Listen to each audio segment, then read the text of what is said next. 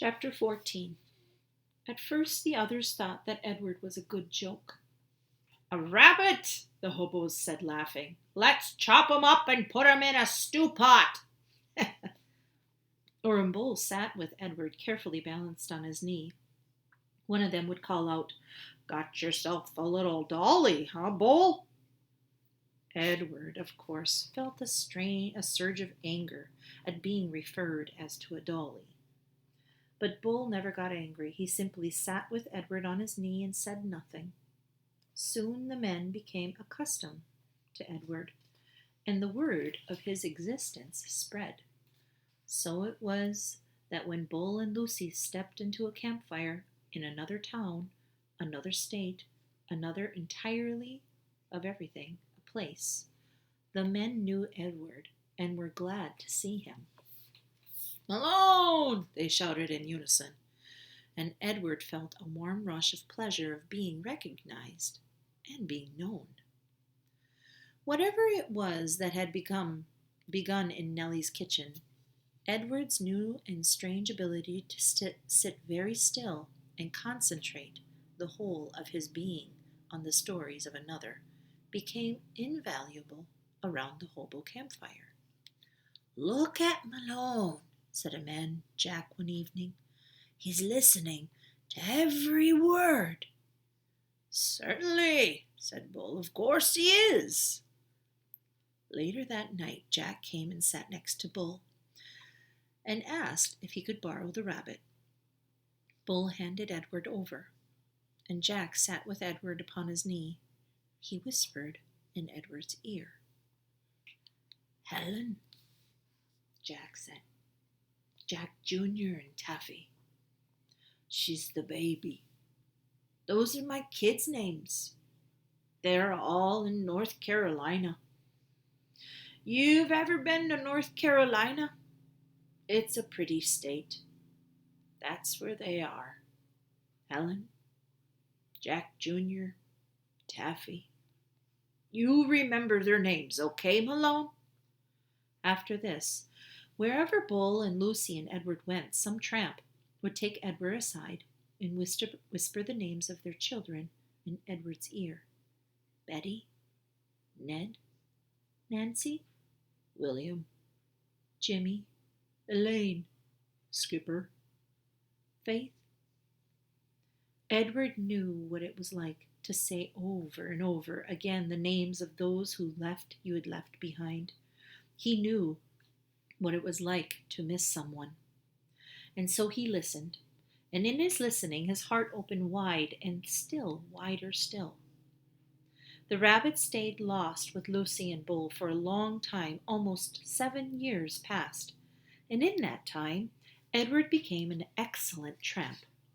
Happy to be on the road, restless when he was still, and the sound of the wheels of the train tracks became music that soothed him.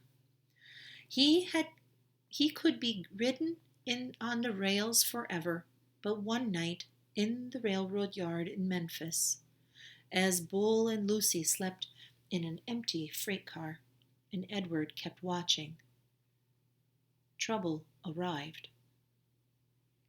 The man entered the freight car and shone a flashlight in Bull's face and kicked him awake. "You bum," he said. "You dirty bum. I'm sick of you guys sleeping everywhere. This ain't no motel." Bull sat up slowly. Lucy started to bark. "Shut up," said the dog, and he delivered a swift kick to Lucy's side that made her yelp in surprise. All his life Edward had known what it was to be a rabbit made of china. A rabbit with bendable arms and legs and ears. He was bendable, though, only if he was in the hands of another. He could not move himself, and he had never regretted this more deeply than he did that night when he and Bull and Lucy were discovered in the empty rail car. Edward wanted to be able to defend Lucy, but he could do nothing. He could only lie there and wait. "Say something," said the man to Bull. Bull put up his hands in the air. He said, "Or we are lost." "Ha, lost! Yeah, you bet you're lost," said the man. What's this? He shone on the light on Edward. That's Malone, said Bull. What the heck? Said the man. He poked at Edward with the toe of his boot. Things are out of control. Things are out of control. Not on my watch. No, sir. Not when I'm in charge. The train suddenly lurched into motion. No, sir, said the man again. He looked down at Edward. No free rides for rabbits. And he turned and flung open the door of the rail car, and then he turned back with one swift kick. Edward went sailing into the darkness. The rabbit flew through the late spring air. From behind him, he heard Lucy's anguish howl. Ow! She cried.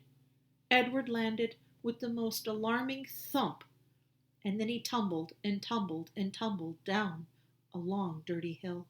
When he finally stopped moving, he was on his back, staring up at the night sky. The world was silent. He could not hear Lucy. He could not hear the train. Edward looked up at the stars, and he started to say the names of the constellations, but then he stopped. Bull, his heart said. Lucy. How many times, Edward wondered, would he have to leave without getting a chance to say goodbye? A lone cricket started a song. Edward listened. Something deep inside him ached. He wished he could cry.